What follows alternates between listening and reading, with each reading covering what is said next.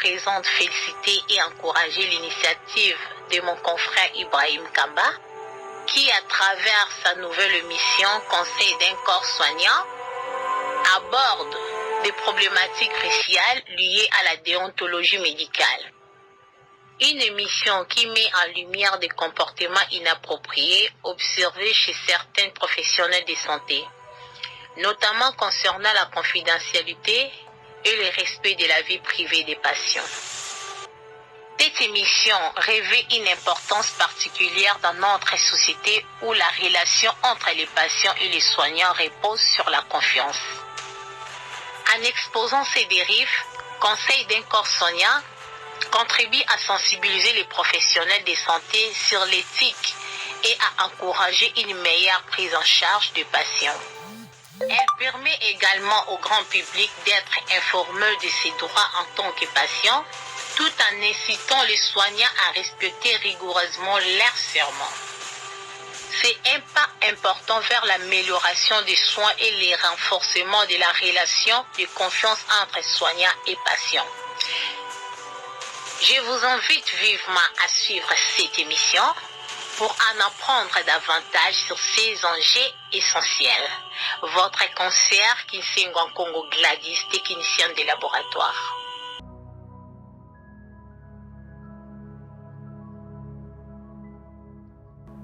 Bonjour et bonjour à toutes et à tous. Comment allez-vous? C'est encore votre présentateur Jacques Kamba Ibrahim et nous sommes là encore pour une fois pour votre mission, les conseils d'un professionnel de santé sur Ago Plus, sur notre chaîne YouTube qui est suivie partout dans le monde entier.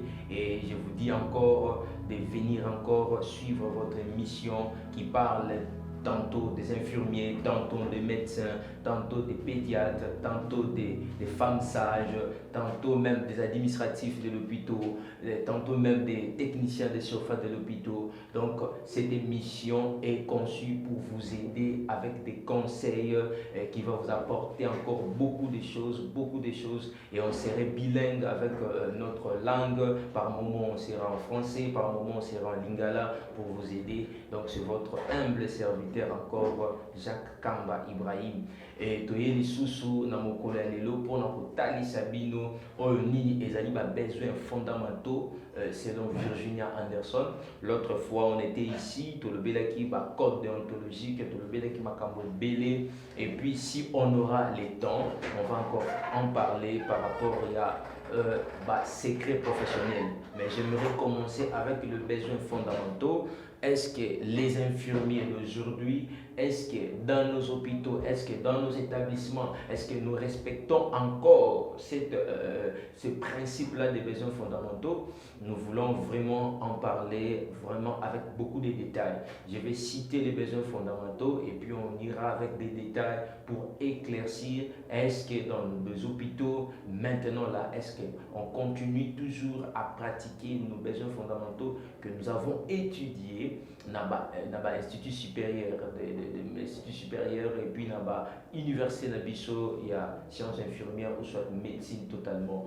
Et tout ça pour comprendre si réellement les infirmiers d'aujourd'hui pratiquent encore les besoins fondamentaux. Notre grand thème, notre mission, je l'ai bien dit, c'est les conseils d'un professionnel de santé. Et notre sous-thème que nous avons partagé, c'est les besoins fondamentaux selon Virginia Anderson. Est-ce que les infirmiers d'aujourd'hui pratiquent bien ces besoins? Est-ce qu'ils sont en mesure même d'effectuer ou bien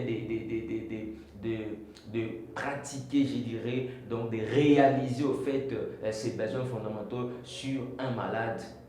Est-ce que munganga lelo azokoka vraiment ko sala yango ndenge o atangela yango? Et on va voir dès que je vais commencer. Bino moko bokomona yo oyo za munganga ozolanda nga na moment oyo, yo oyo za médecin ozolanda nga na moment oyo. Tu regarderas est-ce que baminganga ba réalisaka penza ba besoins fondamentaux o totanga. On va voir ça ici. Pour commencer, je dirais d'abord ceci, notre Virginia Anderson. On va parler de Virginia Anderson un tout petit peu. On dira en 1947. En 1947, Virginia Anderson, et à partir de ses théories fondamentaux, il a pu créer ses besoins fondamentaux. Donc, elle était là pour pratiquer la science infirmière pendant un temps, et puis elle a adapté plutôt, elle a adapté sa façon de faire les choses, et ça a dit que a créé les besoins fondamentaux Virginia Anderson. C'était à partir de 1947, une infirmière américaine, et il avait créé à partir de ses propres pratiques de soins, elle a créé ses besoins fondamentaux. Et le premier besoin fondamental, si on pourra déjà commencer, le premier besoin fondamental, nous avons besoin de respirer. Est-ce que Munganga a comprendre malade qui a un problème de respiration, nini peut appliquer ça pour apporter solution na malade qui a un problème de respiration. Écoutons ces petits détails. Besoin de respirer. Le besoin de respirer est en première place. Ces besoins conditionnent la vie de personnes, son environnement, sa qualité et son accomplissement. En effet, un patient avec un problème de respiration ne peut vivre confortablement. Il ne peut plus ou presque plus sortir de chez lui, ne peut pas s'émouvoir convenablement ni réaliser certains mouvements. Est-ce que maintenant on arrive vraiment à aider? Est-ce qu'on arrive à aider quelqu'un qui a un problème de respiration?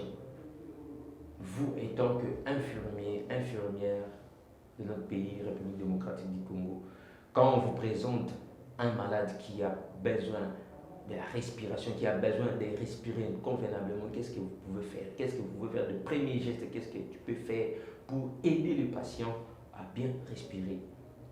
Je vais donner des petits détails. Ça va vous aider à développer même chez vous, là où vous êtes dans vos hôpitaux, là où vous serez, vous pouvez aussi développer mes idées au Nganazopesa.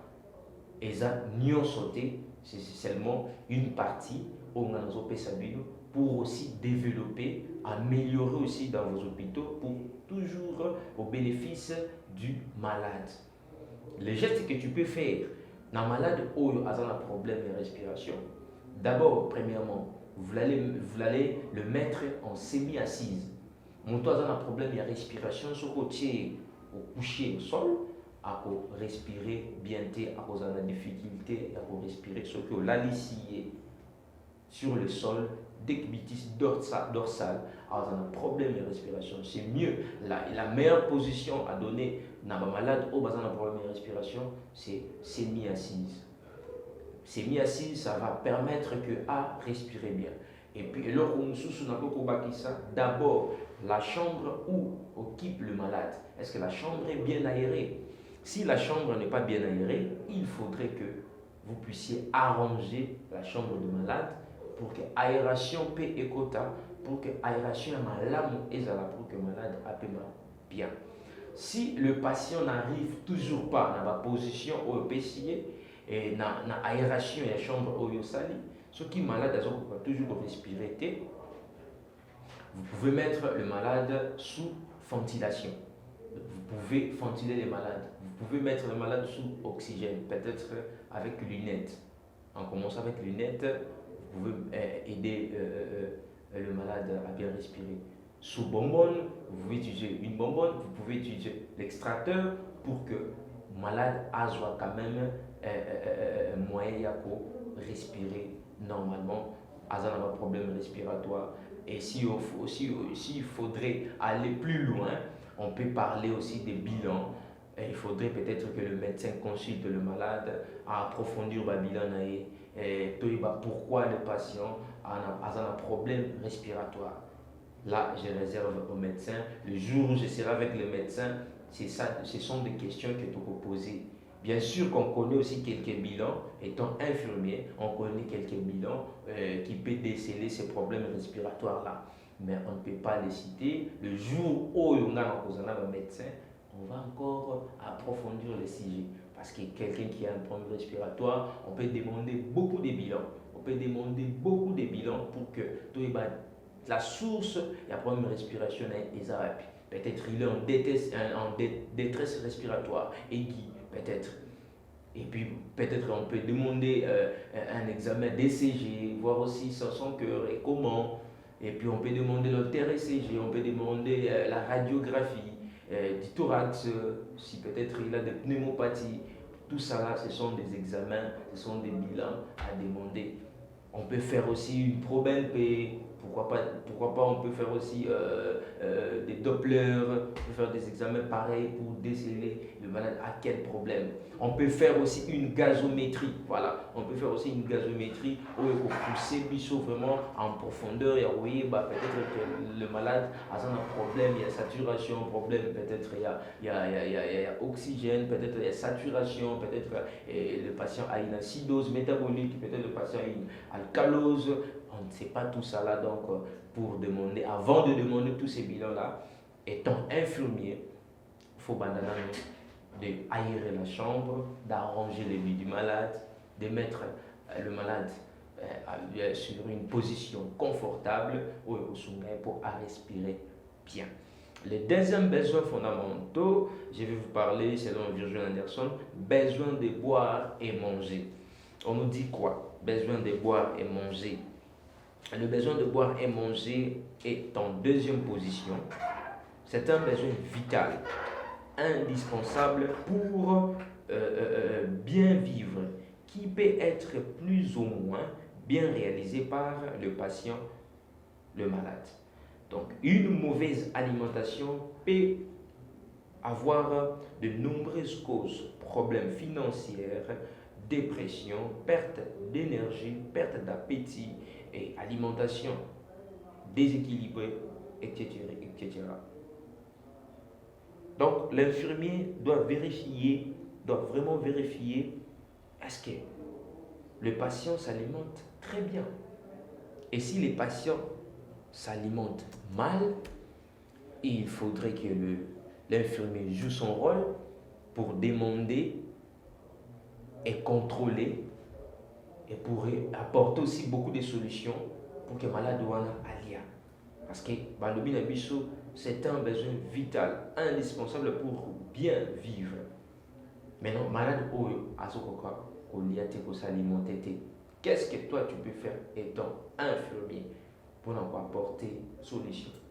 Vous pouvez essayer de faire manger par voie buccale si le patient arrive à avaler quelque chose. Si les patients n'arrivent pas à avaler, il a des dysphagies, il faudrait peut-être songer, donner l'idée au médecin qui sera là, est-ce qu'on peut placer une sonde nasogastrique à ces patients?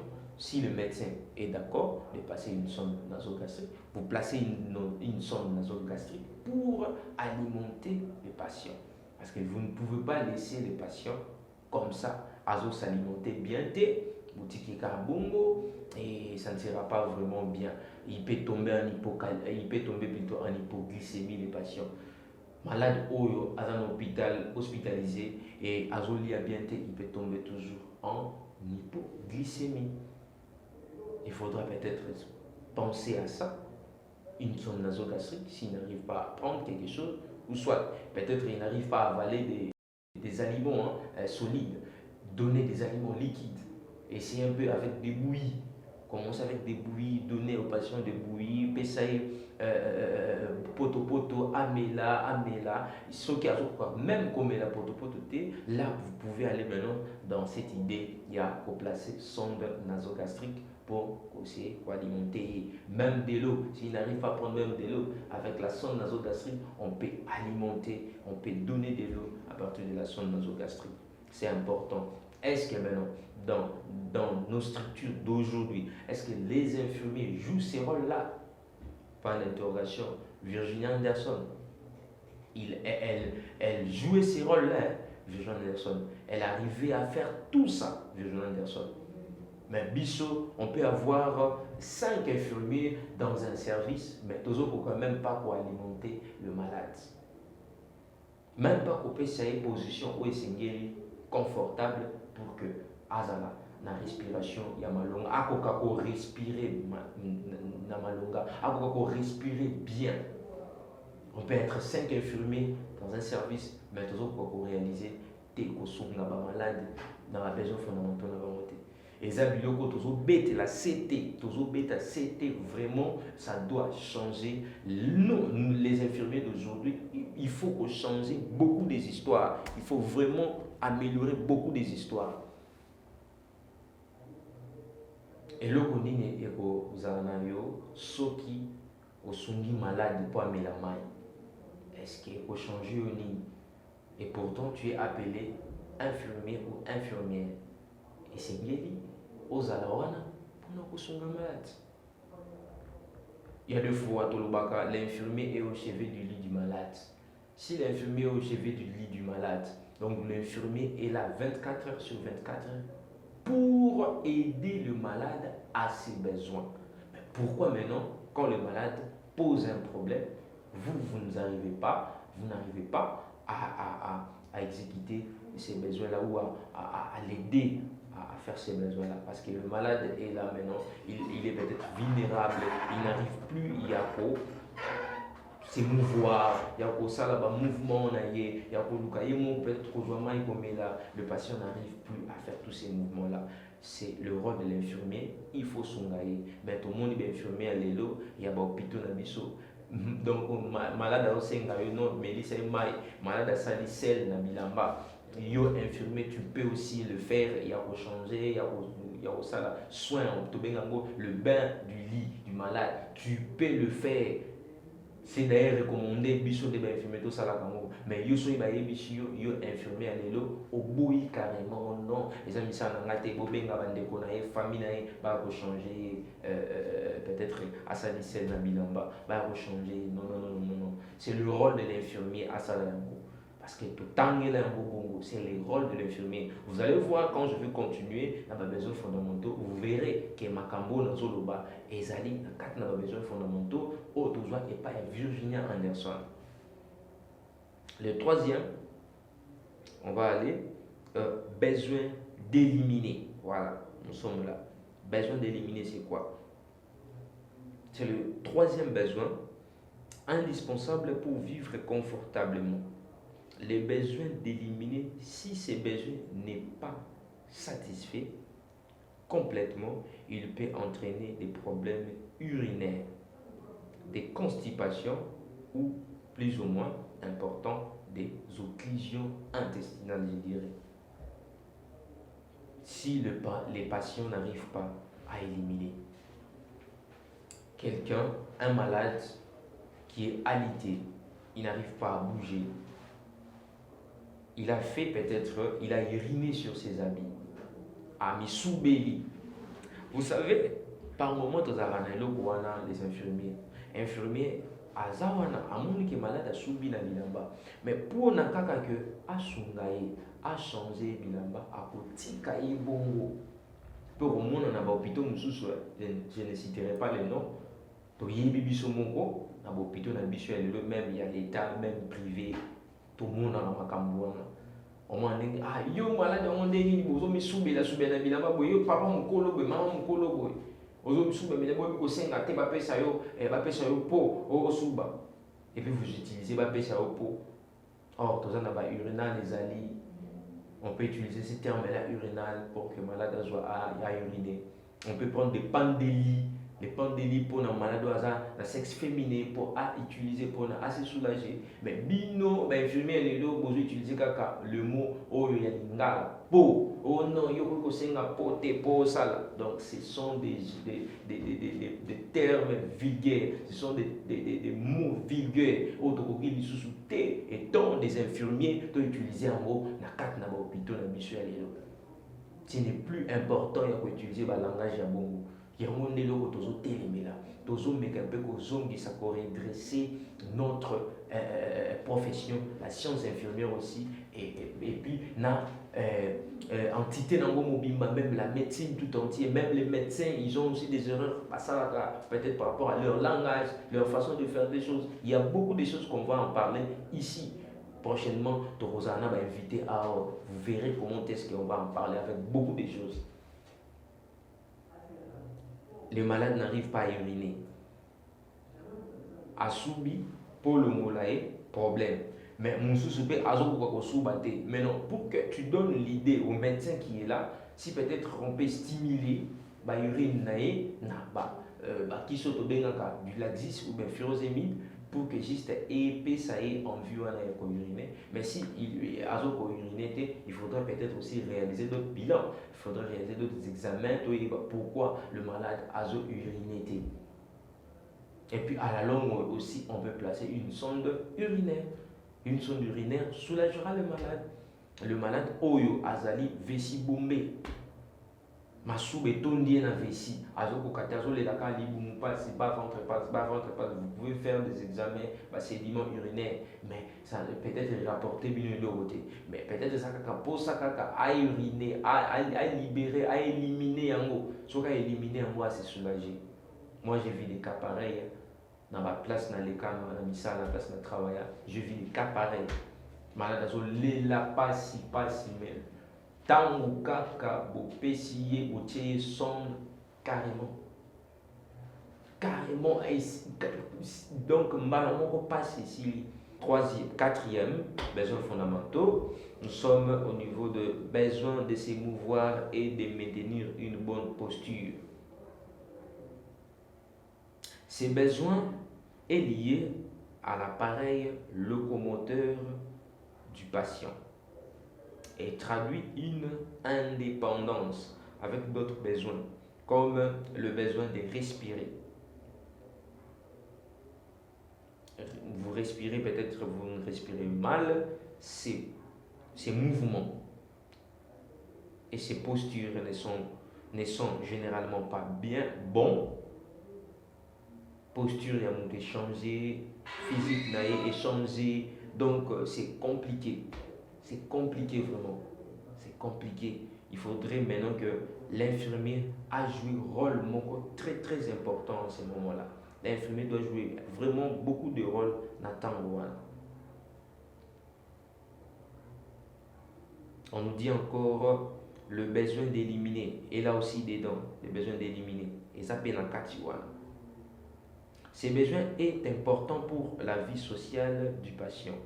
Faire des courses, aller au travail, sortir des vacances, il se fait un défaut maintenant. Le patient qui n'arrive pas à se mouvoir, malade oyo azoko kako tambolate. Maintenant, quel est le rôle que vous allez faire, vous étant infirmier? Je me rappelle dans la notion de soir, quand le malade est opéré, après l'opération, le malade sera dans une salle de réveil. Après le salle de réveil, ou soit salle d'observation, et puis le malade gagnera encore une chambre, place à Rosala, mais après quelques temps, tu sais que le malade a lever précoce pour que mec un peu que tambour, un peu que se mouvoir, parce que ce qu'a fait tout le temps à l'ité, ce n'est pas une bonne chose. Il faudrait que malade azwaka temps ya ko tambola sungaye malade azo senka ke note naza na besoin na tambola mais yo lobité yo mo tambola ezate mais or eza besoin na yaza na posa atambola ayo comme bébé même il y a réception ya hôpital. Donc voilà. Donc c'est un peu ça. Otozo lobela bino. Na TV tozalaka na ngonga. Na TV tozalaka na ngonga esengeli ngonga na biso to respecter yango. Et ngonga na biso comme kokoma na suka, je vais vous les citer, 5e besoin et puis prochainement tokoyeba ndenge ni ko argumenter sur yango. 5e besoin ezali besoin de dormir et de se reposer. Le sommeil est indispensable pour avoir une bonne qualité de vie et pour se sentir bien. Ces besoins ont un impact sur le corps, donc entre parenthèses, mais aussi l'aspect psychologique. Il est important d'analyser la qualité du sommeil des patients, de savoir s'ils consomment des somnifères ou comment? Parce qu'il y a des malades qui ne dorment pas, à consommer des somnifères, à mettre la kisi otolobaka o kisa pongi, à mettre la peau à la coca-cola la yemote, à comme il y a des malades au bassin naka, pesanga tranquillisant, la ligne là. Vous voyez? Maintenant, il faudrait que vous, l'infirmier, vous allez en mesure de comprendre est-ce que malade a la yemoko, est-ce que malade a somnolé, est-ce que malade a dans la somnolence totale a la tête. Donc, je vais encore continuer avec ces besoins fondamentaux. Ngongana biso et poussani et singeli ko respecter pe ngongana biso.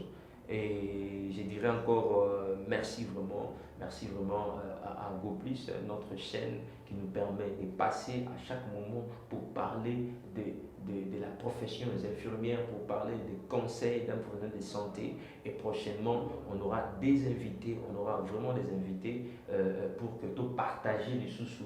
Makambo Dozo Lobela, des Sikao. Et je ne vais pas passer comme ça, je vais lancer mes salutations chez notre médecin directeur, docteur Trésor Mvunzi, qui est le cardiologue vraiment renommé dans notre pays, même partout dans le monde.